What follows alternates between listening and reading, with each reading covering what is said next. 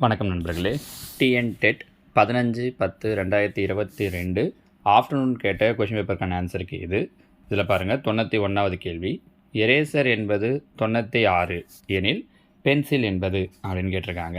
இதில் என்ன பண்ணியிருக்காங்க அப்படின்னா, ஏபிசிடி இசட் வரைக்கும் இருக்குது இல்லைங்களா, XY இசட்னு சொல்லிட்டு இதில் ரிவர்ஸில் வேல்யூ எடுத்திருக்காங்க. அதாவது இசட்டுக்கு 1, ஒய்க்கு 2, எக்ஸுக்கு 3 இப்படின்னு சொல்லிட்டு கண்டினியூவாக எடுத்துகிட்டே வந்தீங்க அப்படின்னா சிக்கு 24, பிக்கு 25, ஏவுக்கு 26 இந்த ஆர்டரில் எடுத்திருக்காங்க. அப்போ அதுபடி பார்க்க போனீங்க அப்படின்னா, எரேசர் அப்படிங்கிறதுல ஈக்கு 22, ஆருக்கு பார்த்தீங்கன்னா 9, ஏவுக்கு என்ன வரும் சொல்லுங்கள் பார்க்கலாம். ஏவுக்கு 26, எஸ்ஸுக்கு பார்த்தீங்கன்னா 8, திரும்பவும் வருது இல்லையா, ஈக்கு 22, அடுத்ததாக ஆருக்கு பார்த்தீங்க அப்படின்னா 9 இப்படின்னு சொல்லிட்டு வரும். இது மொத்தத்தையும் ஆட் பண்ணிங்கன்னா உங்களுக்கு என்ன கிடைக்கும் அப்படின்னா 96ன்னு கிடைக்கும். அப்போ அதே மாதிரி இந்த பென்சிலில் பி அப்படிங்கிறது ரிவர்ஸில் பார்க்கும்போது 11வது எழுத்தாக இருக்கும், ஈங்கிறது 22வது எழுத்தாக இருக்கும், என்னங்கிறது 13, சிங்கிறது 24வது எழுத்து, ஐ அப்படிங்கிறது 18வது எழுத்து, எல் அப்படிங்கிறது 15வது எழுத்து. இது மொத்தத்தையும் ஆட் பண்ணோம் அப்படின்னா நமக்கு என்ன கிடைக்குது அப்படின்னா 103 103ங்கிறது கிடைக்குது. சரியா? So answer option C 103. அதாவது ரிவர்ஸில் ஏபிசிடிக்கு 1 2 3 எடுத்து அதை ஆட் பண்ணியிருக்காங்க. சரியா? அடுத்ததாக 92. 10,985 எந்த மிகச்சிறிய எண்ணால் வகுக்க ஈவானது ஒரு முழு கன எண் ஆகும்? இந்த 2 விதங்களில் செய்யலாம். ஒன்று என்ன அப்படின்னு பார்த்தீங்கன்னா, இந்த 10,985 அப்படிங்கிறத இந்த டானா முறையில் போட்டு சொல்லிக்கிட்டே வர்றது, இது ஒரு மெத்தட். இப்படி வரும்போது உங்களுக்கு ஒரு நம்பரும் பார்த்தீங்கன்னா ஒரு 3 முறை வந்துடும். உதாரணத்துக்கு 5ஆல் போட்டு வரீங்கன்னா 5 3 முறை வந்துடும். கடைசியாக ஒரு 5 மட்டும் தனியாக நிற்கும். அந்த 5 தான் ஆன்சர் அப்படின்னு சொல்கிறது ஒரு டைப்பு. இன்னொன்று என்ன அப்படின்னு சொல்லி பார்த்தீங்கன்னா, இந்த 10,985ங்கிறத கீழே இருக்கிற ஒரு ஆன்சராக எடுத்துக்கிட்டு வகுத்து பார்த்து எப்போ நமக்கு ஃபுல் க்யூப் நம்பர் கிடைக்குது அப்படின்னு பார்க்குறது. உதாரணத்துக்கு இதை நான் இப்போ முதல் ஆப்ஷன் எடுத்துக்கிறேனே, 5ஆல் வகுக்கிறேன்னா ஓரஞ்சு 5, ஈரஞ்சு 10, ஓரஞ்சு 5, மீதி 4, 9 5 45, மீதி 3, 7 5 35, 2197ன்னு கிடைக்குது. நமக்கு தெரியும் இந்த 2197 அப்படிங்கிறது 13 க்யூப். எதோட க்யூப் அப்படின்னா 13ஓட க்யூப். அப்போ பார்த்தீங்க அப்படின்னா எதால் வகுத்தா நமக்கு ஒரு க்யூப் நம்பர் கிடைக்கும் அப்படிங்கிறது தான் அவங்களோட கொஷின். 5ஆல் வகுக்கும்போது நமக்கு என்ன கிடைச்சிருது அப்படின்னா 13 க்யூபான 2197 கிடைச்சிருது. இதுக்கு மேலே நீங்கள் எதில் போட்டிங்களா உங்களுக்கு ஆன்சர் வராது. சரிங்களா? 6ஆலெலாம் கீழே வராமையாக கூட போயிடலாமா இருக்கும். அப்போ நமக்கு ஆன்சர் கிடையாதுன்ற 6ஆல் வகுப்படாது அப்படிங்கிறத பார்த்து உடனே சொல்ல முடியும். 8ஆலையும் வகுப்படாதுங்கிறத சொல்ல முடியும். 7 5 வகுத்து பார்த்து ஒரு க்யூப் நம்பர் கிடைக்குதா அப்படின்னு பார்த்தோன்னாலே நமக்கான ஆன்சரை சொல்லிடலாம். சரிங்களா? நீங்கள் இந்த மாதிரி டானா போட்டு, ஏன்னா முதல்ல 5ஆல் போட்டுருவீங்க, அதுக்கப்புறம் உங்களுக்கு வர்றது எல்லாமே கண்டிப்பாக 13ஆல் வர்றது மாதிரி இருக்கும். நம்ம அந்தளவுக்கு யோசிக்க மாட்டோம், கொஞ்சம் கஷ்டமாக இருக்கிற மாதிரி இருக்கும். உங்களுக்கு அதை விட இது பெட்டராக இருக்கும். சரிங்களா? அடுத்ததாக 93. எக்ஸ் என்பது ஒரு ஒற்றை எண் எனில் அதற்கு அடுத்த ஒற்றை எண். இது ஒன்றும் இல்லை, ஈஸி பாருங்கள். ஒரு ஒற்றைப்படை எண் எடுத்துக்கிறீங்க அப்படின்னா, இப்போ உதாரணத்துக்கு நான் 7ன்னு ஒரு நம்பர் எடுத்துக்கிறேன்னா, 7க்கு அடுத்த ஒற்றைப்படை எண் என்னவாக இருக்கும்? 9. ஒரு 1001ன்னு எடுத்துக்கிறேன் அப்படின்னா அதுக்கு அடுத்த ஒற்றைப்படை எண் என்ன? 1003. அதாவது எந்த ஒற்றைப்படை எண் எடுக்கிறீங்கனாலும் அதுக்கு அடுத்த ஒற்றைப்படை எண் அப்படிங்கிறது அது கூட 2 ஆட் பண்ணால் கிடைக்குது. கரெக்டாமா? அப்போ அதே தான், எக்ஸுங்கிறது ஒரு ஒற்றைப்படை எண்ணா, அதுக்கு அடுத்த ஒற்றைப்படை எண் அது கூட 2 ஆட் பண்ணால் கிடைக்கும். அதாவது x+2. சப்போஸ் இதே கொஷின் ஒரு இரட்டைப்படை எண் கொடுத்துட்டாங்கன்னு வச்சுக்கோங்களேன். எக்ஸ் என்பது ஒரு இரட்டைப்படை எண், அதற்கு அடுத்த இரட்டைப்படை எண் கேட்குறாங்கன்னா அப்பயும் அதுவும் என்னவாக தான் இருக்கும்? x+2வாக தான் இருக்கும். ஒருவேளை எக்ஸ் ஒரு ஒற்றைப்படை எண், அதற்கு அடுத்த இரட்டைப்படை எண்ணு கேட்குறாங்க அப்படின்னா அப்போ ஆன்சர் என்னவாக இருக்கும்னா x+1 இருக்கும். நான் சொல்கிற ஐடியா புரியுதுங்களா? உங்களுக்கு அப்படி கன்ஃபியூஸ் ஆகுது. இந்த மாதிரி நம்பர்ஸ் நீங்கள் எடுத்து பார்த்துக்கிட்டிங்கன்னா போதும். ஒற்றைப்படை எண்ணோ இரட்டைப்படை எண்ணோ எடுத்து பார்த்தீங்கன்னா அது கூட எதை ஆட் பண்ணால் கிடைக்குது அப்படிங்கிறத பார்த்தீங்கன்னாலே போதும். +1 +2 தான் அவங்க கேட்குற கொஷினை பொறுத்து மாறப்போகுது. சரியா? அடுத்ததாக, ஒரு மேஜையின் மேற்பரப்பு சரிவக வடிவில் உள்ளது. அதன் அளவுகள் படத்தில் கொடுக்கப்பட்டுள்ளன. அதன் மேற்பரப்பு மீது கண்ணாடி பொருத்த 10 சதுர சென்டிமீட்டருக்கு ரூபாய் 12 வீதம் எவ்வளவு செலவாகும்னு கேட்டிருக்காங்க. அப்போ முதல்ல இந்த சரிவகத்தினுடைய பரப்பளவு கண்டுபிடிக்கணும். சரிவகத்தின் பரப்பளவுக்கான ஃபார்முலா ½ h a + b. அப்போ பாருங்கள், ½ ஹெச்ங்கிறது இது வரைக்கும் இல்லையா, இந்த ஹைட்டு, அப்போ 50 a + b. a இது a, இது b. அப்போ 180 + 150 ரெண்டுத்தையும் ஆட் பண்ணோம் அப்படின்னா என்ன கிடைக்கும் அப்படின்னா 330. ஆச்சா? அப்போ 2 25 2 50. அப்போ இந்த 25ஐயும் 330ஐயும் பெருக்கிறோம். இன்னும் கூட ஒரு வேலை செஞ்சுக்கலாம். அவங்க என்ன சொல்லியிருக்காங்க அப்படின்னா, சதுர மீட்டருக்கு ரூபாய் 12 செலவாகுதுன்ட்டு. இப்போ நம்மக்கிட்ட என்ன நம்பர் இருக்குது? 25 இன்ட்டு 330. செலவை அப்படியே பெருக்கலாம். செலவு எவ்வளோ சொல்லியிருக்காங்க? 12 ரூபாய். ஒரு சதுர சென்டிமீட்டருக்குன்னு சொன்னாங்கன்னா அப்படியே பெருக்கலாம். ஆனால் அவங்க என்ன சொல்லியிருக்காங்க அப்படின்னா 10 சதுர சென்டிமீட்டருக்கு. அப்போ 10ஆல் டிவைட் பண்ணிடுறோம். ஸோ 0 0 கேன்சல் ஆகிடும். மீதி இருக்கிற நம்பர் எல்லாம் பெருக்குனீங்க அப்படின்னா முடிஞ்சிச்சு. மீதி இருக்கிற நம்பரை பெருக்குனீங்க அப்படின்னா 9900 கிடைக்கும். இதை எப்படி சார் ஈஸியாக சொல்லலாம், டக்குன்னு எப்படி சொன்னீங்க அப்படின்னா, ஒன்றில் ஒரு சின்ன ஐடியா தான். இங்கே பாருங்கள், 12 நான் என்ன பிரிச்சுக்கிறேன் அப்படின்னா 4 3 12ன்னு பிரிச்சுக்கலாம். கரெக்டாக? இப்போ இங்கே பாருங்களேன், 25ஐயும் 4ஐயும் பெருக்கிறேன் அப்படின்னா 25ஐயும் 4ஐயும் பெருக்குன்னா 100. அப்போ ஆன்சரில் கடைசியாக 2 0 வந்துட்டு போகுது. மீதி என்ன நம்பர் இருக்குது? 33 3. 33ஐயும் 3ஐயும் பெருக்குன்னா 99. ஆன்சர் முடிச்சு பாருங்கள். நம்ம உட்காந்து ஒவ்வொன்றா மல்டிப்ளை பண்ணணும்னு கிடையாது. இந்த மாதிரி சின்ன சின்ன ட்ரிக் தெரிஞ்சால் போதும், ஈஸியாக சொல்லிடலாம். So answer 9900, option D. ஓகேவா? அடுத்தது, முதலில் பெரியது சிறியது என்ற குறியீடு, அதாவது கிரேட்டர் தென் லெஸ் தென் அப்படிங்கிற குறியீட்டை பயன்படுத்தியவர் யாருன்னு கேட்டிருக்காங்க. புத்தகத்தில் இருக்கக்கூடியது தான் தாமஸ் ஹாரியட் அப்படிங்கிறது தான் நம்மளோட ஆன்சர். Thomas Harriet. சரியா? அடுத்ததாக 96, பின்வரும் எண்களில் எது 0 அல்ல? இப்போ பாருங்கள், 0 0 கூட்டினா 0, பெருக்கினாலும் 0, 0வை 2ஆல் வகுத்தா 0. ஆனால் எந்த ஒரு நம்பரையும் 0வால் வகுக்கிறோம் அப்படின்னா அது இன்ஃபினிட்டி, முடிவிலி அப்படின்னு சொல்லுவாங்க. ஸோ இல்லை வரையறுக்க முடியாததுன்னுவாங்க. So answer C. அவங்க தான் கேட்டிருக்காங்க, எது 0 அல்லன்னு கேட்டிருக்காங்க. சரியா? அடுத்ததாக 97, find the area of shaded part, இந்த நிழலிட்ட பகுதியின் பரப்பளவு என்னன்னு கேட்டிருக்காங்க. இது கொஞ்சம் பெரிய வித்தியாசமான கொஷின் பாருங்கள். இப்போ பாருங்கள், ஃபஸ்ட்டு ஒவ்வொருவராக வரலாம். மேலே ஒரு முக்கோண வடிவம் கொடுத்துருக்காங்க. இந்த முக்கோணத்தை கூட நம்மளால் நேரடியாக கண்டுபிடிக்க முடியாது. ஏன்னா பக்க அளவுகள் வேறு இருக்குது அப்படிங்கிறதால ஒன்று அசமபக்க முக்கோணத்தை பயன்படுத்தி கண்டுபிடிக்கணும். இல்லை அப்படின்னா இதை நான் எப்படி பிரிச்சுக்கிறேன் அப்படின்னு பார்த்தீங்கன்னா, இதில் ஒரு 2 முக்கோணமாக பிரிச்சுக்கிறேன். இதோ இருக்குல்ல, இது ஒரு முக்கோணமாக பிரிச்சுக்கிட்டேன்னா இதே தான் இங்கேயும் இருக்குது. ஸோ இன்ட்டு 2ன்னு பண்ணிக்கலாம். அப்போ அப்படி பண்ணோன்னா பேஸ் தெரியணும், ஹைட் தெரியணும். பேஸ் பிரச்சனை இல்லை. இங்கே பாருங்கள், இந்த அளவு எவ்வளோன்னு கொடுத்துட்டாங்க அப்படின்னா 2. இது மொத்தம் 4னா இதில் பாதி, இது ஒரு 2. நீங்கள் இதை தான் கொஞ்சம் கவனமாக பார்க்கணும். அதாவது இந்த பாதி நம்ம எடுத்துருக்கிற முக்கோணத்தையும் 2ஆக பிரிச்சுருக்காங்க. இங்கே 2, இங்கே 2, இது 5ன்னு கொடுத்துருக்காங்க. இது உயரம்னு நம்ம கண்டுபிடிக்கணும். கரெக்டாக? அப்போது பித்தாகரஸ் தேற்றத்தை யூஸ் பண்ணலாம். ஏன்னா அவங்க கொடுத்துருக்கிறது இந்த 90 டிகிரியில் கொடுத்துருக்கிறதால பித்தாகரஸ் தேற்றத்தை யூஸ் பண்ணோன்னா 5 ஸ்கொயர் 25, 2 2 4, 4 ஸ்கொயர் 16, 25ல் 16 போயிடுச்சுன்னா 9, 9க்கு ரூட் எடுத்தோன்னா 3. அப்போ இந்த பக்கம் என்னவாக இருக்கும்னா 3ஆக இருக்கும். அப்போது அடிப்பக்கம் 4, உயரம் 3. முக்கோணத்தோட பரப்பளவுக்கு formula ½ into base into height. அப்போ ½ இன்ட்டு பேஸ் 4, ஹைட் 3, 1 2 2 4 3 6. இது இந்த பாதி. அதே தான் இந்த பாதின்றதால இன்ட்டு 2. அப்போ 6 2 12. ஸோ மேலே இருக்கிற முக்கோணத்துக்கு மட்டும் பரப்பளவு என்ன கிடைக்குது அப்படின்னா 12 சதுர சென்டிமீட்டர்னு கிடைக்குது. ஞாபகம் வச்சுக்கோங்க. அடுத்து கீழே இருக்கிற வடிவத்துக்கு வருவோம். இந்த கீழே இருக்கிறதையும் நம்ம மொத்தமாக ஒரு செவ்வகமாக பண்ணுற முடியாது. இதை ஒரு 3 பார்ட்டாக நான் பிரிக்கிறேன் பாருங்கள். 1, இது 1, 2, இது 2 ஈக்குவலாக இருக்குது. அது ஒன்றத்தை கண்டுபிடிச்சாலும் இன்ட்டு 2 போட்டுக்கலாம். அடுத்ததாக இது 3.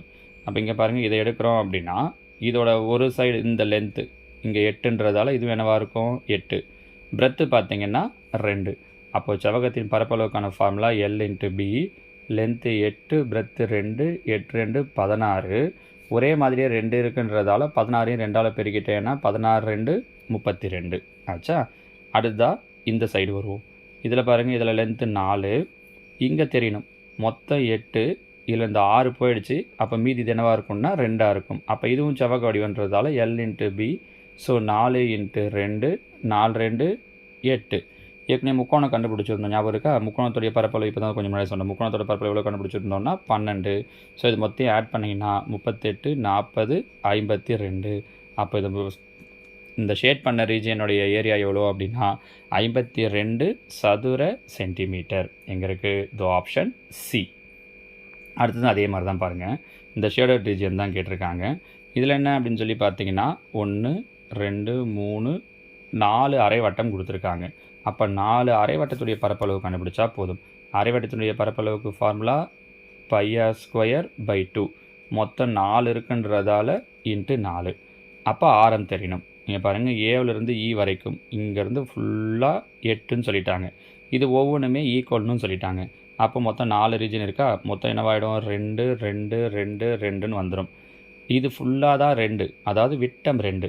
நமக்கு என்ன தேவைன்னா ஃபார்முலா படி ஆரம் தேவை. விட்டத்தில் பாதி தான் ஆரம், அப்போ 2ல் பாதி 1. ஸோ இங்கே பாருங்கள் பை 6க்கு பதில் 1ன்னு போடுறோம். 1 ஸ்கொயர் 1. இங்கே கேன்சல் பண்ணிங்கன்னா 1 2 2 4 இன்ட்டு 2. அவங்க பைக்கு வேல்யூ கொடுக்கல, அதனால் நம்ம அப்படியே வச்சுக்கலாம். ஸோ 2 இன்ட்டு பை 2 பை எங்கே இருக்குது, தோ option B 2 pi centimetre square அப்படிங்கிறது தான் நம்மளோட ஆன்சர். சரிங்களா? அடுத்ததாக 99 என்ற எண்ணின் தசம வடிவம்னு கேட்டிருக்காங்க. இப்போ இதில் பாருங்கள், முதல்ல இந்த முழு நம்பரெல்லாம் கூட்டிக்கலாம்.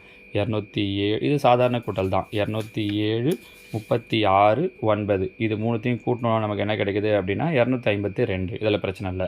இங்கே பாருங்கள் 6/10, 6/10ன்னா 0.6, ஏன்னா ஒரு ஸ்தானம் தள்ளி. 3/1000 அப்படின்னா 0.003. கரெக்டாக? அப்போ இது மொத்தத்தையும் ஆட் பண்ணோன்னா 252.603 எங்கே இருக்குன்னு பாருங்கள். 252.603 இது இருக்குது பாருங்கள், ஆப்ஷன் சி. சரிங்களாமா? அது முதல்ல இருக்கிறது சாதாரணமாக கூட்டுற மாதிரி கூட்டினா அந்த புள்ளி வச்சதை மட்டும் சரியாக தப்பு இல்லாமல் பண்ணணும். அடுத்ததான் 33 பென்சில்களின் விலை ரூபாய் 132 எனில் 5 பென்சில்களின் விலை. அப்போது 33 பென்சில் 132 ரூபான்னா முதல்ல ஒரு பென்சில் கண்டுபிடிச்சிடலாம். 33 வகுத்துட்டோன்னா 11 33, ஒரு 11 11, மீதி 2 ஈர் 11, ஒரு 3 3, 4 3 12. அப்போ ஒரு பென்சிலோட விலை 4 ரூபா. அவங்க எத்தனை பென்சில் கேட்குறாங்க அப்படின்னா 5 பென்சில். அப்போ 4 5 20. So answer option B 20. சரியா? அடுத்ததாக 101 1 2 3 4 5 6 7 ஆகிய அனைத்து எண்களாலும் வகுபடக்கூடிய மிகச்சிறிய எண்.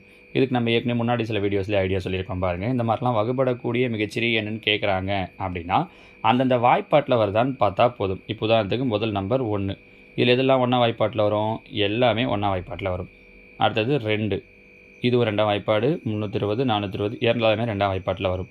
அடுத்து 3ஆம் வாய்ப்பாடு 120, 1 2 3 3 0 3ஆம் வாய்ப்பாட்டில் வரும். 320 3 2 5 3ஆம் வாய்ப்பாட்டில் வராது. 4 4 2 6 3ஆம் வாய்ப்பாட்டில் வரும்.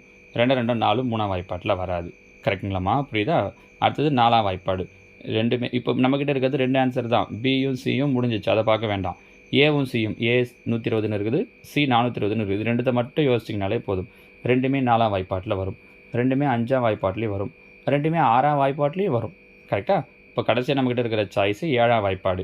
7 யோசிச்சிங்க அப்படின்னா இது பாருங்கள், ஒரு 7 7, மீதி 5 7 49, 7ஆம் வாய்ப்பாட்டில் வராது. இது 7ஆம் வாய்ப்பாட்டில் வரும் பாருங்கள், 6 7 42. முடிஞ்சிச்சு. So answer 420 420. ஆப்ஷன் சி தான் நம்மளோட ஆன்சர். இந்த ஐடியா தெரிஞ்சிச்சுன்னா நீங்கள் முதல்ல எவ்வளோ செஞ்சு பார்க்கலாம். 7ஆம் வாய்ப்பாட்டில் எது வரும்னு பார்த்து ஃபஸ்ட்டே முடிவு பண்ணிவிட்டு கூட ஆன்சர் போடலாம். ஒன்று தான் வருது அப்படின்னும் போது டக்குன்னு அந்த இடத்துல கூட ஆன்சரை சூஸ் பண்ணிடலாம். நான் உங்களுக்கு ஆர்டராக சொல்லணுன்றதால 1லேருந்து சொல்லிட்டு வந்தேன். புரியுதா? ரொம்ப ஈஸியாக சூஸ் பண்ணலாம். இல்லை அப்படின்னா நீங்கள் என்ன பண்ணணும் அப்படின்னா எல்சிஎம் எடுக்கிற மெத்தட், நம்ம இந்த டானா போட்டு சொல்லுவோம் பார்த்தீங்களா, எல்சிஎம் படி போட்டுக்கிட்டே வந்தீங்கன்னா அதுக்கப்புறம் இருக்கிற ஆன்சர் எல்லாத்தையும் மல்டிப்ளை பண்ணணும். அதை விட உங்களுக்கு இது ஈஸியாக இருக்கும். சரியா? அடுத்ததான் 102 8 power m-1 plus 8 power m+1 equal to 4160 எனில் m ஸ்கொயரின் மதிப்பு என்ன? அது அவங்க என்ன கொடுத்துருக்காங்கன்னா 8 பவர் m-1. இங்கே பாருங்கள், இது எப்படி எழுதலான்னா 8 பவர் m பை 8 பவர் 1. ஏன் அப்படின்னா a பவர் m-m அப்படிங்கிறத a power m by a power n எழுதலாம். அதுவே a பவர் m+n இருந்துச்சு அப்படின்னா அதை a power m into a power n எழுதலாம். அடுக்குறி விதிகள் இதெல்லாம் தெரிஞ்சு வச்சுக்கோங்க. இதெல்லாம் இம்பார்ட்டன்ட், நிறைய இடங்களில் யூஸ் ஆகும். அப்போ அதுபடி பவரில் மைனஸ் இருக்கிறதால அந்த 1 கீழே கொண்டு வந்துடுறேன். ப்ளஸ் அதே மாதிரி அடுத்த டேர்ம் என்ன இருக்குன்னா 8 பவர் m+1. இப்போ சொன்ன மாதிரி இது எப்படி எழுதலாம், 8 power m into 8 power 1 equal to இந்த பக்கம் என்ன கொடுத்துருக்காங்கன்னா 4160. இப்போ இது ரெண்டுத்துலேயுமே எது பொதுவாக இருக்குது அப்படின்னா 8 பவர் m பொதுவாக இருக்குது. அப்போ 8 பவர் m பொதுவாக எடுத்துட்டோன்னா இங்கே என்ன இருக்கும், 1/8 ப்ளஸ் இங்கே என்ன இருக்கும், 8 பவர் 1னா 8 ஈக்குவல் டு 4160. இப்போ இங்கே பாருங்கள், 8 8 64 ப்ளஸ் இந்த 1 கூட்டினோன்னா 65. அப்படின்னா 65/8. இந்த 65/8 நான் ஈக்குவல்ட்டுக்கு அந்த பக்கம் எடுத்துகிட்டு போயிட்டேன்னா அங்கே 4160, 65/8 அங்கே போயிடுச்சுன்னா 8/65. கேன்சல் பண்ண முடியுமான்னு பார்க்குறேன். 1 5 5 3 5 5, இங்கே அடிச்சிங்கன்னா 8 5 40, 3 5 5 25. மறுபடியும் 13 வாய்ப்பாட்டில் அடிக்கிறேன். 1 13, இங்கே பார்த்தீங்கன்னா 6 13, மறுபடியும் ஒரு 4 13, 64 அப்படின்னு கிடைக்கும். அப்போ 64 இன்ட்டு 8 கரெக்டாக? 64 இன்ட்டு 8னா 512, இல்லை நீங்கள் அப்படியே 512 64 8ஐயும் பெருக்கலாம். அப்போ இதை நம்ம என்னென்னு எழுதலாம் அப்படின்னா 8 கியூப்னு எழுதலாம். அப்போது 8 power m equal to 8 power 3. அடிமானம் சமமாக இருந்தால் அடுக்கும் சமம். ஸோ m ஈக்குவல் டு என்ன கிடைக்குது அப்படின்னா 3. ஆனால் அவங்க m கேட்கல, நம்ம m டக்குன்னு கண்டுபிடிச்சிட்டு ஆன்சரை போட்டுருவோம் தான் அவங்க 3ன்னு வச்சுருக்காங்க பாருங்கள். அவங்க கேட்குறது m ஸ்கொயர். அப்போ 3 ஸ்கொயர் பண்ணுறோம். 3 ஸ்கொயர் பண்ணோன்னா 9. இது இருக்குது பாருங்கள். ஆப்ஷன் டி தான் சரியான விடை. நம்ம புரியுதுங்களாமா? ஸ்டெப் பை ஸ்டெப்பாக கவனிச்சிட்டு வந்தீங்கன்னா ரொம்ப அழகாக போடலாம். கண்டிப்பாக அடுக்குக்குறி விதிகளை யூஸ் பண்ணி அவங்க நிறையவே கொஷின் கேட்பாங்க.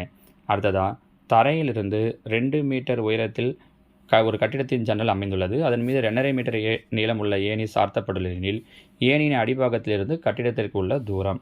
இது அழகாக அவங்க டயக்ராம் கொடுத்துட்டாங்க. டயக்ராம் கொடுக்கலாம் கூட எப்படி போடுறது அப்படிங்கிற விளக்கத்தை நம்ம சொல்லி ஆகணும். இங்கே அந்த அவசியமே இல்லை. இங்கே பாருங்கள் 90 டிகிரி அவங்க அந்த டிஸ்டன்ஸ் கேட்குறாங்க. செங்கோண முக்கோணத்தில் கர்ணம் தெரிஞ்சிச்சு, ஒரு பக்கம் தெரிஞ்சிச்சு. ஸ்கொயர் பண்ணி மைனஸ் பண்ணால் முடிஞ்சிச்சு. அப்போ 2.5 ஸ்கொயர் பண்ணுறோன்னா 25 ஸ்கொயர் பண்ணால் 625. இங்கே புள்ளிக்கு அப்புறம் ஒரு நம்பர் இருக்குது. ஸ்கொயர் பண்ணும்போது அப்போ புள்ளிக்கு அப்புறம் 2 நம்பர் வந்துடும். 2 ஸ்கொயர் பண்ணால் 4. 6ல் 2 4 போயிடுச்சுன்னா 2.25. 225 வச்சுக்கோங்களேன்.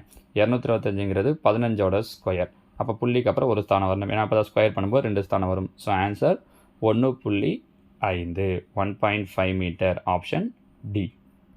அடுத்து 104. படத்தை பயன்படுத்தி எக்ஸ் டிகிரியின் கோண மதிப்பு காண்க. இது ஒன்றும் இல்லை, ரொம்ப ஈஸி பாருங்கள். வெளிக்கோணமானது உள்ளெதிர் கோணங்களின் கூடுதலுக்கு சமம். இந்த ரூலை ஞாபகம் வச்சுக்கோங்க. வெளிக்கோணமானது உள்ளெதிர் கோணங்களின் கூடுதலுக்கு சமம். அப்போ உள்ள என்னென்ன இருக்குது? எக்ஸ் இருக்குது. இந்த ஸ்கொயர் மாதிரி கொடுத்துருக்காங்கன்னா 90ன்னு அர்த்தம். இது உள்ளெதிர் கோணங்கள். இது வெளிக்கோணமான 130க்கு சமம். அப்போ +90 இங்கே வந்துடுச்சுன்னா -90, 130ல் 90 போயிடுச்சு அப்படின்னா 40 டிகிரி. ஸோ எக்ஸோட வேல்யூ 40 டிகிரி. Option B. அடுத்ததாக 105. 1 3 5 ஆகியவற்றை ஒரு முறை மட்டும் பயன்படுத்தி உருவாகும் 3 இலக்க எண்களில் மிகப்பெரிய மற்றும் மிகச்சிறிய எண்களின் வித்தியாசம். இது ஈஸி பாருங்கள். இதை பயன்படுத்தி உருவாகக்கூடிய மிகப்பெரிய எண் 1 3 5. அப்போ மிகப்பெரிய எண்ணா அப்படியே ரிவர்ஸில் 5 3 1 பெருசுலேருந்து சின்ன நம்பராக ரிவர்ஸில் எழுதணும். மிகச்சிறிய எண்ணா அப்படியே சின்னதுலேருந்து பெருசு 1 3 5. இது ரெண்டுத்துக்கு இடையில் இருக்கக்கூடிய டிஃப்ரென்ஸ் என்னன்னு கேட்குறாங்க. அப்போ மைனஸ் பண்ணோம் அப்படின்னா 396 396. இந்த ஆப்ஷன் ஏ. நம்பர்ஸ் அப்படியே மாற்றி மாற்றி கொடுத்துருக்காங்க பாருங்கள். நம்ம என்ன பண்ணுறோம் அப்படின்னா ஒரு ப்ரெஷனில் மாற்றி வேறு ஆன்சரை போடுறதுக்கு சான்ஸ் இருக்குது. ஓகே, அடுத்தது. மிகை நிரப்பு கோணங்களில் ஒன்று மற்றொன்றின் 4 மடங்கு எனில் அந்த கோணங்களை காண்க. நமக்கு தெரியும் மிகை நிரப்பு கோணங்கள்னால என்ன வரணும் அப்படின்னா கூட்டினா 180 வரணும். ஸோ நீங்கள் முதல்ல அதை கூட செக் பண்ணிக்கலாம். கூட்டினா 180 எங்கேயாவது வருதா, எந்த ஆன்சரில் வருது அப்படின்னு செக் பண்ணிவிட்டு கூட அடுத்த வேலைக்கு போகலாம். இந்த 3 ஆன்சர்லையுமே கூட்டினா 180 வருது. ஆனால் இதில் கூட்டினீங்கன்னா 180 வரல. அப்போ இது கண்டிப்பாக ஆன்சராக இருக்கிறதுக்கு வாய்ப்பு இல்லை. அடுத்ததாக அவங்க சொல்லியிருக்கிறது 4 மடங்கு. 4 மடங்குனா அப்போ 4ஆல் பெருக்குன்னா அந்த ஆன்சர் வரணும். பாருங்கள், 32 4ஆல் பெருக்குறீங்க அப்படின்னா 4 2 8 3 12 128 தான் வரும். அப்போ இது ஆன்சர் கிடையாது. 36 4ஆல் பெருக்குறீங்க அப்படின்னா 144. கண்டிப்பாக இதுதான் ஆன்சர் இருக்கலாம். 2 ஆன்சர் வர்றதுக்கெலாம் வாய்ப்பே கிடையாது. இங்கே அடுத்தது பாருங்கள், இதை 4ஆல் பெருக்குறீங்க அப்படின்னா 144 வருமா? அப்போ இதுவும் ஆன்சர் கிடையாது. So answer 36 degree 144 degree. சரிங்களாம்மா? ரொம்ப ஈஸியாக ஆன்சரை சூஸ் பண்ணலாம் பாருங்கள். அடுத்ததாக 107. Find the next term. 1, 3/7, 5/21, 7/43. இங்கேயும் பாருங்கள், ஒரு சின்ன லாஜிக் தான். மேலே இருக்கிறது பிரச்சனை இல்லை, அழகாக சொல்லிடலாம். மேலே 1 3 5 7ன்னு இருக்குது. அப்போ கண்டிப்பாக மேலே 9 வரப்போகுது. அது பிரச்சனை இல்லை. டிவைடில் இருக்கிற நம்பர் என்ன வருதுன்றது தான். இப்போ வெறும் 1னா என்ன அர்த்தம்னா 1/1ன்னு அர்த்தம். இவங்க என்ன ஐடியாவை யூஸ் பண்ணியிருக்காங்க அப்படின்னா, ஃபஸ்ட்டு 1 ஸ்கொயர் பண்ணி அதுலேருந்து 0வை மைனஸ் பண்ணியிருக்காங்க. பாருங்கள், 1 ஸ்கொயர் - 0னா 1. அடுத்து என்ன பண்ணுறோம் அப்படின்னா 3 ஸ்கொயர் பண்ணி அதுலேருந்து 2 மைனஸ் பண்ணுறோம். 3 ஸ்கொயர் பண்ணால் 9, 9ல் 2 போயிடுச்சுன்னா 7. அடுத்தது 5 ஸ்கொயர் பண்ணிவிட்டு -4. 5 ஸ்கொயர் 25, 25ல் 4 போயிடுச்சுன்னா 21. அடுத்ததாக 7 ஸ்கொயர் - 6, 49ல் 6 போயிடுச்சுன்னா 43. அடுத்ததா 9 ஸ்கொயர் மைனஸ் 8. 9 ஸ்கொயர் 81. 81 8 போயிடுச்சு அப்படின்னா 73. So answer 73, 73. நம்ம சொன்னால் இந்த சிலபஸ் சொல்லும்போது தகவல் செயலாக்கலாம் இந்த டாப்பிக்லாம் பார்த்தீங்க அப்படின்னா அந்த தகவல் செயலாக்கம் டாபிக் தான் வரும் இந்த கொஷின்லாம். சரியா? So 9/73 option A. சரியா? அடுத்ததா 108. அடுத்தடுத்த 3 எண்களை கண்டுபிடிக்கவும். இதுவும் அந்த தகவல் செயலாக்கம் டாப்பிக்கில் வர்றது தான். இது ரொம்ப சிம்பிள் பாருங்கள். 50 கூட 1 ஆட் பண்ணால் 51, 2 கூட்டினா 53, 4, 5 கரெக்டாக 4 கூட்டியிருக்காங்க. அப்போ நான் அடுத்த கூட்ட வேண்டியது 5. 60 கூட 5 கூட்டினா 65, இது கூட 6 கூட்டினா 71, இது கூட 7 கூட்டினேன் அப்படின்னா 78. So 65, 71, 78 option A. ஓகேவா? அடுத்ததா கொஷின் நம்பர் 109, 109 என்ற பின்னங்களின் இறங்கு வரிசை வடிவம் டிசெண்டிங் ஆர்டர் என்ன அப்படின்னு சொல்லி கொஷின் கேட்டிருக்காங்க. இது நீங்கள் ஆக்சுவலாக பண்ணணும் அப்படின்னா ஒன்றொன்றுத்துக்கும் என்ன பண்ணணும், பாயிண்டில் வேல்யூ கண்டுபிடிச்சி அதுக்கப்புறமா டிசெண்டிங் ஆர்டரில் போட்டு அப்படி எழுதணும். ஆனால் அதெல்லாம் பெரிய வேலை. இல்லாட்டி என்ன பண்ணணும்னா டினாமினேட்டர் எல்லாத்தையும் ஒன்றா மாற்றணும். ஒரே மாதிரி மாற்றிட்டு ஒரே மாதிரி சேம் நம்பராக மாற்றிட்டு அதுக்கப்புறம் பண்ணணும். அதுவும் மிகப்பெரிய வேலை அது எல்சிஎம்லாம் எடுத்து. ஆனால் அதெல்லாம் விட நான் உங்களுக்கு ரொம்ப சிம்பிளாக ஒரு வழி சொல்கிறேன் பாருங்கள். கீழே ஆப்ஷனில் அவங்க இறங்கு வரிசையில் கொடுத்துருக்காங்க இல்லையா? அப்படி தான் கொடுத்துருக்காங்க. நாம் இதிலிருந்தே கண்டுபிடிக்கலாம். எப்படின்னா ஒன்றில் நல்லா கவனிச்சுக்கோங்க. ஃபஸ்ட்டு 2 நம்பரை எடுத்துக்கோங்க. உதாரணத்துக்கு இது 2த்தையும் எடுத்துக்கிறேன். இதை ஜஸ்ட்டு கிராஸ் மல்டிப்ளை பண்ணுங்கள். 13ஐயும் 7ஐயும் பெருக்குங்க. 13 7ஐயும் பெருக்குனா 91. 11ஐயும் 11ஐயும் 121. புரியுதா? இந்த கீழே இருக்கிற நம்பரை மேலே கொண்டு போகிறேன், இங்கே கீழே இருக்கிற நம்பரை இங்கே மேலே கொண்டு வரேன். 91, 121. அவங்க என்ன வரிசை வரணுன்னாங்க? இறங்கு வரிசை. இறங்கு வரிசையில் எழுதுனா 91க்கு அப்புறம் 121 வருமா? கிடையாது. அதிகமாகுது பாருங்கள், குறையில. அப்போ இது ஆன்சர் கிடையாது. அடுத்தது வாங்க. இதில் அதே மாதிரி இப்போ சப்போஸ் முதல் 2 நம்பர் வந்து ஆன்சர் பண்ணியிருப்பீங்கன்னா அடுத்த 2 நம்பர் நான் பண்ணி காட்டுறேன் பாருங்கள் உங்களுக்கு. இப்போ இங்கே 7 5 35. இங்கே கீழே இருக்கிற நம்பரை தான் ஆப்போசிட்டில் மேலே கொண்டு போகணும். 7 இங்கே கீழே கொண்டு வந்து செக் பண்ணக்கூடாது. இங்கே இருக்கிற 5 தான் மேலே கொண்டு போய் செக் பண்ணணும். 11 3 33, 35 33 இறங்கு வரிசையில் தான் வந்திருக்கு. அப்படியே அடுத்ததையும் செக் பண்ணுங்கள். இங்கே பாருங்கள், இந்த 13 மேலே கொண்டு போங்க. 13 39 இது முடிஞ்சிச்சு. அடுத்த 2 நம்பர் வந்து அதை 2த்தையும் பார்க்கணும். I11 55 இறங்கு வரிசையில் 39க்கு அப்புறம் 55 வராது. அப்போ இதுவும் ஆன்சர் கிடையாது. ஸோ ஆப்ஷன் பியும் இல்லை. சரியா? அடுத்தது சி. இதுலேயும் அதே மாதிரி இங்கே பாருங்கள். 11 11 121, 13 × 7 91 இறங்கு வரிசையில் தான் இருக்குது. 8 7 56, 11 5 55 இறங்கு வரிசையில் தான் இருக்குது. 56க்கு அப்புறம் 55. I5 25, 38 24 குறைதான் செய்து இறங்கு வரிசையில் தான் இருக்குது. 4 3 12, 5 5 குறைதான் செய்து இறங்கு வரிசையில் தான் இருக்குது. அப்போ கண்டிப்பாக இதுதான் நம்மளோட ஆன்சராக இருக்கும். டி வேணால் செக் பண்ணி காட்டுறேன் பாருங்கள். புரியுதா? இந்த 121 91 இறங்கு வரிசை இதை விட்டுணும். நீங்கள் இதை வச்சு மறுபடியும் இங்கே வந்து கன்ஃபியூஸ் பண்ணக்கூடாது. அந்த 2 நம்பர் எடுக்கிறோன்னா அது 2 தான் கணக்கு. இங்கே என்ன பாருங்கள், I4 20, 8 8 இறங்கு வரிசை இருக்குது. அடுத்தது பார்க்குறேன். 13 13, 4 11 44 நான் எடுத்து பாருங்கள். இறங்கு வரிசை இல்லை. இது கிடையாது. பாருங்கள், நான் சொல்ல வர புரியுதா? நீங்கள் பாயிண்ட்லாம் எடுத்தோ இல்லை எல்சிஎம் எடுத்தோ போகிறத விட உங்களுக்கு இதுதான் பல மடங்கு ஈஸியானது. சரியா? ஓகே. அடுத்தது 110. 10க்கும் 100க்கும் இடைப்பட்ட பகா எண்களின் வீச்சு ரேஞ்ச் அப்படிங்கிறதுக்கு என்ன ஃபார்முலானா L - S. L - Sனா largest number minus smallest number.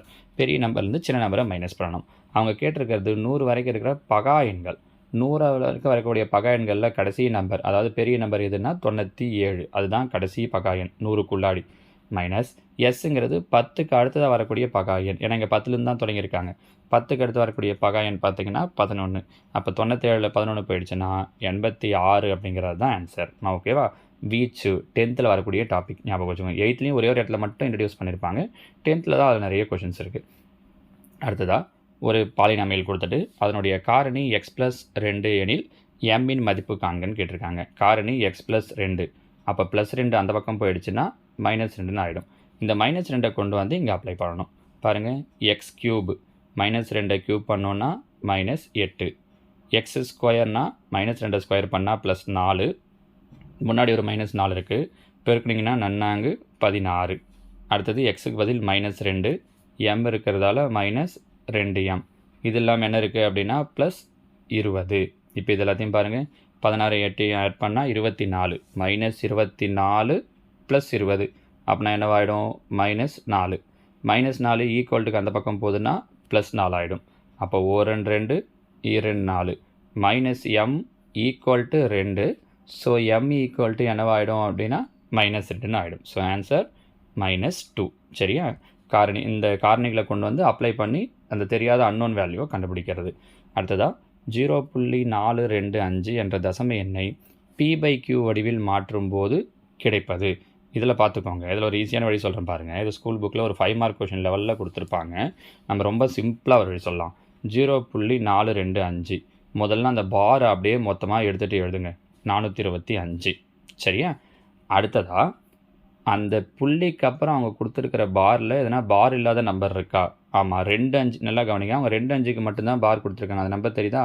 4 2 5ல் 2 5க்கு மட்டும்தான் பார் இருக்குது, 4க்கு இல்லை. அதனால் இப்போ நம்ம எழுதின நம்பர்லேருந்து அந்த 4 மைனஸ் பண்ணுறேங்க. பை எத்தனை நம்பருக்கு பார் இருந்துச்சு? 2 நம்பருக்கு. அதனால் 2 9. எத்தனை நம்பருக்கு பார் இல்லாமல் இருந்துச்சு? ஒரு நம்பர். அதனால் 0. பார் இருக்கிற நம்பருக்கு 9, பார் இல்லாத நம்பருக்கு 0. மேலே என்ன பண்ணணும்? மொத்த நம்பர்லேருந்து பார் இல்லாத நம்பரை மைனஸ் பண்ணணும். அப்போ 425ல் 4 போயிடுச்சுன்னா 421/990. கரெக்டாக? 421/990 தான் ஆன்சர். ஃபஸ்ட் 421 கொடுத்துருக்காங்க, ஆனால் கீழே 490 கொடுத்துருக்காங்க ஆப்ஷன் ஏவில். சரியா? கவனமாக பண்ணணும். இங்கே பாருங்கள், 421/990 ஆப்ஷன் சி தான். நம்ம ஃபஸ்ட் ஆப்ஷனை பார்த்தோன்னே டக்குன்னு டிக் பண்ணுறோம். கொஞ்சம் கவனமாக அந்த ஆப்ஷனில் தப்பு இல்லாமல் பார்க்கணும். நிறைய பேருக்கு தப்பு நடக்கிறது அங்கே தான். ஆன்சர் எல்லாம் போட்டுருவாங்க, ஆனால் என்ன பண்ணுவாங்க அப்படின்னா கீழே இருக்கிற ஆப்ஷனை பார்த்து எழுதும்போது தப்பாக எழுதிடுவாங்க. சரியா? அதுதான் 113. ஒரு சலவை இயந்திரத்தின் விலை 2 ஆண்டுகளுக்கு முன் ரூபாய் 15,000 இருந்தது. அதன் மதிப்பு ஆண்டுதோறும் 3% குறைகிறது எனில் அதன் தற்போதைய மதிப்பு. இப்போ இங்கே பாருங்கள், 2 வருஷத்துக்கு முன்னாடி, ஆக்சுவலாக கூட்டு வட்டியை பேஸ் பண்ண டாபிக், 2 வருஷத்துக்கு முன்னாடி எவ்வளோவா இருந்துச்சு அப்படின்னா 15,000. வருஷத்துக்கு 3% குறையுது அப்படின்னு சொல்லியிருக்காங்க. அப்போ 15,000ல் 3% கண்டுபிடிக்கணும். நம்ம ஏற்கனவே சொல்லியிருக்கோம், 1%னா 2 0 போயிடும். அப்போ 150 1%. ஸோ 3%. அப்போ 150 × 3னா 450. ஸோ முதல் வருஷம் 450 ரூபா குறைஞ்சிருக்கு. ஏன்னா அவங்க என்ன சொல்கிறாங்கன்னா வருஷத்துக்கு 3% குறையுதுன்னு சொல்கிறாங்க. அப்போது 450 மைனஸ் பண்ணோம் அப்படின்னா 14,550. இது ஃபஸ்ட்டு வருஷம். 2வது வருஷம் இதில் 3% குறையுது. அப்போ இதில் 3%, 2 தான் தள்ளி புள்ளி வச்சிங்கன்னா 145.5 இன்ட்டு இதில் 3%. அப்போ இதில் 3% அப்படின்னா 436 ரூபா. கரெக்டாக? 436 ரூபா 50 பைசான்னு வரும் இன்ட்டு 0.5. அப்போ இதை மைனஸ் பண்ணுறோம். ஸோ இதை மைனஸ் பண்ணோம் அப்படின்னா 14,113.5. அதெல்லாம் மைனஸ்லாம் ஈஸியாக பண்ணுறவங்கன்னு நினைக்கிறேன், ஒன்றும் பிரச்சனை இருக்காது. அப்போது 14,113.5 இது இருக்குது பாருங்கள். இதுதான் 2 வருஷம் கழித்து அதோட தற்போதைய வேல்யூவாக இருக்கும். இவங்க இங்கே புள்ளியில் மட்டும்தான் வித்தியாசம் வச்சுருக்காங்க. இங்கே பாருங்கள், புள்ளியில் 1, இங்கே புள்ளியில் 5ன்ட்டுன்னு. இதில் பெரிய நம்பர் அளவில் வித்தியாசம் வச்சுருந்தாங்கன்னா இன்னும் ஈஸியாகவே போட முடியும். இது எக்ஸாக்டாக பாயிண்ட் வரைக்குமே வித்தியாசம் வச்சுருக்கிறதால நம்ம மெத்தடாக இப்படி போட்டோன்னா ஈஸியாக இருக்கும். இது ஆக்சுவலாக இன்னும் சொல்லப்போனால் ஃபார்முலா இருக்குது. ஃபார்முலா அப்ளை பண்ணிங்கன்னா ஃபார்முலா ஞாபகம் வச்சுலாம், அது இன்னும் பெருசாக போகும். நான் உங்களுக்கு ஃபார்முலா சொல்லாமல் அதிலிருந்து எப்படி 3% எடுக்கிறது அப்படின்னு சொல்லியிருக்கேன். சரியா? இப்போ இதில் பாருங்கள், √2 7/9. எங்கே உங்களுக்கு மிக்ஸ்டு ஃப்ராக்ஷன் இருந்தாலும் அதை முதல்ல இம்ப்ராப்பராக மாற்றிடுங்க. இங்கே பாருங்கள், 9 18, 18 ஒரு 7 25. அப்போ 25/9 √25க்கு ரூட் எடுத்திங்கன்னா 5, 9க்கு ரூட் எடுத்தோன்னா 3 மைனஸ் 16 16, 16 9 25/16. அதே தான். அப்போ 25க்கு ரூட் எடுத்தோன்னா 5, 16க்கு ரூட் எடுத்தோன்னா 4 ப்ளஸ் 7/12.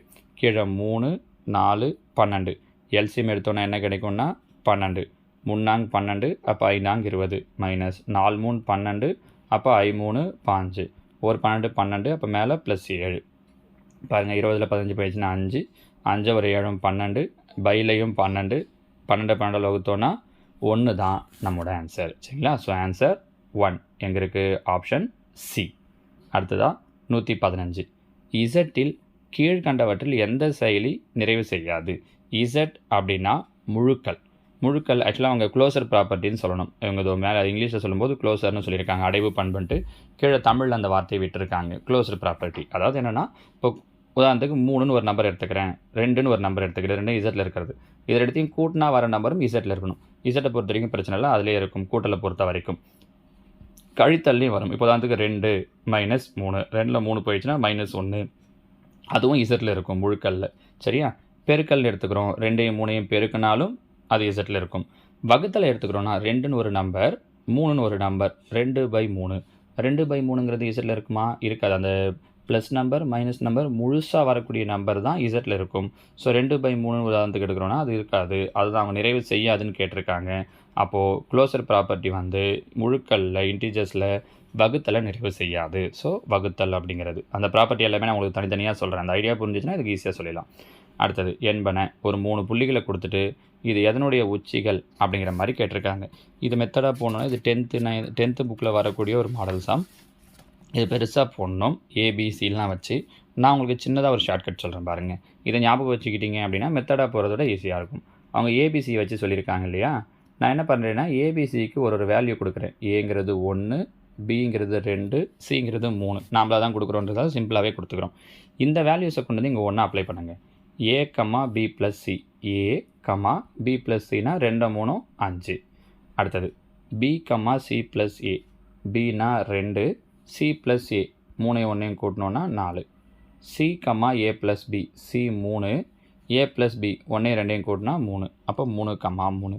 ஒன்றும் இல்லை, ஜஸ்ட்டு ரஃப்பாக கூட ஒரு இப்படி டயக்ராம் வரைஞ்சிட்டு 1 கமா 5 இங்கே வரும், புள்ளிகளை குறிக்க தெரியும். 2 கமா 4, 3 கமா 3 இப்படி குறித்து பார்த்தீங்கன்னா இது 3 உங்களுக்கு எப்படி வரும்னா ஒரு ஸ்ட்ரெயிட் லைனாக வரும். ஜஸ்ட்டு சும்மா ரஃப்பாக குறிச்சிங்கனாலே அதுதான் அவங்க என்ன கொடுத்துருக்காங்கன்னா ஒரு கோடமை புள்ளிகள், கொலீனியர். ஏன்னா அது ட்ரையாங்கிளே ஃபார்ம் பண்ணாது. ட்ரையாங்கிளை ஃபார்ம் பண்ணால் தானே சமபக்க முக்கோணமா, செங்கோண முக்கோணமா, ஐசோஸ் இருசமபக்க முக்கோணமான்னு பார்க்குறதுக்கு. நீங்கள் ஜஸ்ட்டு வச்சு பார்த்தீங்கனாலே நீட்டாக ஒரு கோடு வரும். ஏவுக்கு அது மாதிரி 1 2 3 தான் எடுக்கணும்னு கிடையாது. ஏபிசிக்கு எதை வேணாலும் எடுக்கலாம். இது கொஞ்சம் சிம்பிளாக இருக்குன்றதால நான் 1 2 3ன்னு எடுத்தேன். ஒரே மாதிரியான பாயிண்ட்டாக எடுத்திங்கன்னா கொஞ்சம் கன்ஃபியூஸ் ஆகிற மாதிரி இருக்குன்றதால நம்ம வேறு வேறு பாயிண்ட்டாக எடுத்திருக்கோம். சரியா? 116. அடுத்து 117. 20 அட்டைகளின் மொத்த எடை 100 கிராம் எனில் அதே அளவுடைய 3 கிலோகிராம் அட்டையில் எத்தனை அட்டைகள் இருக்கும்? இதே மாடலில் ஏற்கனவே ஒரு டெட்லையும் கொஸ்டின் கேட்டிருக்காங்க பாருங்கள். 20 அட்டைகளுடைய மொத்த எடை 100 கிராம். அவங்க கேட்டிருக்கிறது 3 கிலோகிராம். 3 கிலோகிராம்னா எத்தனை கிராம்? 3000 கிராம். 100 கிராம் சொல்லிட்டாங்க. கரெக்டாக? அப்போனா 30 பண்ணாலே போதும். ஏன்னா 100 கிராம்னா 30,000 கிராம், 3000 கிராம்ன்றது அந்த 100 இல்லை 100 டிவைட் பண்ணிடுறீங்க, எப்படி எடுத்துக்கிட்டாலும் ஓகே தான். ஸோ 30 × 20, 3 2 6. அப்போனா எத்தனை அட்டைகள் இருக்கும் அப்படின்னா 600 அட்டைகள் இருக்கும். நான் சொல்லாது பேசுங்களாமா? 100 கிராம் கொடுத்துருந்தாங்க. 3000ல் எத்தனை 100 கிராம் இருக்குன்னா 30 100 கிராம் இருக்கும். கரெக்டாக? அதனால் 30 × 100 கிராம் அட்டைக்கு 20ன்றதால 20ஆல் மல்டிப்ளை பண்ணோன்னா 600. So answer 600, option B. அடுத்தது XYயுடைய மதிப்பு கேட்டிருக்காங்க. இந்த மாடலையும் நம்ம ஏற்கனவே கொஸ்டின் பார்த்துருக்கோம் பாருங்கள். இதுலேயும் அதே மாதிரி தான். இங்கே பார்த்தீங்கன்னா இந்த 3x இங்கே என்ன இருக்கோ அதே 3x தான் அதுக்கு நேரில் இங்கேயும் இருக்கும். அப்போ இது ஒரு 6x, இது ஒரு 3x. 6ஐயும் 3ஐயும் கூட்டினா 9x. இது ஒரு ஸ்ட்ரெயிட் லைன் அப்படிங்கிறதால 180 டிகிரி. அப்போ 9 9 29 18. ஸோ எக்ஸோட வேல்யூ என்ன கிடைக்குது அப்படின்னா 20 டிகிரி. நீங்கள் இதை வச்சும் கூட ஒய்யை முடிவு பண்ணலாம். ஒய் அப்படியே வருவோம். இப்போ எக்ஸுக்கு 20னா 3xங்கிறது 3 2 60 டிகிரி. இது ரெண்டும் குத்தெதிர் கோணங்கள். இது ரெண்டும் எப்படி இருக்கும்னா சமமாக இருக்கும். அப்போ ஒய்க்கு எத்தனை டிகிரி வந்துடும் அப்படின்னா 60 degree. So 20 degree comma 60 degree. சரிங்களா? இதில் அந்த டிரான்ஸ்வர்ஸுடைய ப்ராப்பர்ட்டிஸ் இதெல்லாம் அந்த ஒரு ஸ்ட்ரெயிட் லைன் மேலே ஒரு கோடு இருக்குது அப்படின்னும் போது அதுக்கான ப்ராப்பர்ட்டிஸில் இதை நம்ம படிப்போம். அடுத்ததாக படத்திலிருந்து எக்ஸ் டிகிரியின் மதிப்பு காண்க. இங்கேயும் அப்படி தான் நிறைய தியரம் எல்லாம் சொல்லியிருப்பாங்க. 8th 9th புக்கில் இதை பற்றின தியரம்லாம் வரும். நான் ரொம்ப சிம்பிளாக சொல்கிறேன் பாருங்கள். இந்த மாதிரி டயக்ராம் கொடுத்துட்டு இந்த இடத்துல எக்ஸ் கேட்குறாங்கன்னா இந்த எக்ஸ் எப்படி கிடைக்கும் அப்படின்னா இந்த ஆப்போசிட்டில் இருக்குல்ல இந்த 20 இந்த 35 இது ரெண்டுத்தையும் ஆட் பண்ணால் கிடைக்கும். அதில் நிறைய ப்ராப்பர்ட்டிஸ் இருக்குது. அந்த ப்ராப்பர்ட்டி எல்லாம் நான் சொல்லணுன்றதை விட நீங்கள் இந்த மாதிரி டயக்ராம் ஞாபகம் வச்சுக்கிறது உங்களுக்கு ஈஸியாக இருக்கும். இந்த எக்ஸோட வேல்யூ வேணும்னா ஆப்போசிட்டில் இருக்கிற ரெண்டுத்தையும் ஆட் பண்ணால் போதும். அப்போ 20யும் 35யும் ஆட் பண்ணுறோம். 20யும் 35யும் ஆட் பண்ணோன்னா 55. இது வரைக்கும் பாருங்கள், ஆப்ஷன் பி. சரியா? நீங்கள் இந்த மாதிரி சின்ன சின்ன விஷயங்கள் ஞாபகம் வச்சுக்கிட்டிங்கன்னா நம்ம உட்காந்து மெத்தடாக போட வேண்டியதெல்லாம் இருக்காது. அடுத்து இந்த கொஷின் பேப்பருடைய கடைசி கொஷின் பாருங்கள். 7 3 4 மீட்டர் அளவுள்ள சுழலெழுப்ப 70 30 40 சென்டிமீட்டர் அளவு கொண்ட செங்கற்கள் எத்தனை தேவைன்னு கேட்டிருக்காங்க. இந்த மெத்தட்லையும் நம்ம ஏற்கனவே கொஷின் பார்த்துருக்கோம் பாருங்கள். இது ஒரு பெரிய வடிவம், இது ஒரு சின்ன வடிவம். எத்தனை தேவைன்றாங்கன்னா ரெண்டுத்தோட கன அளவையும் வகுக்கணும். கனச்சவகத்தினுடைய கன அளவுக்கு ஃபார்முலா L × B × H. இங்கே மீட்டரில் கொடுத்துருக்காங்க, இங்கே சென்டிமீட்டரில் கொடுத்துருக்காங்க. அப்போ மீட்டரை சென்டிமீட்டராக மாற்றணுன்னா என்ன பண்ணணும்? 100ஆல் மல்டிப்ளை பண்ணணும். அப்போ இங்கே பாருங்கள் 7 700, 3 மீட்டருங்கிறது 300, 4 மீட்டருங்கிறது 400 சென்டிமீட்டர்.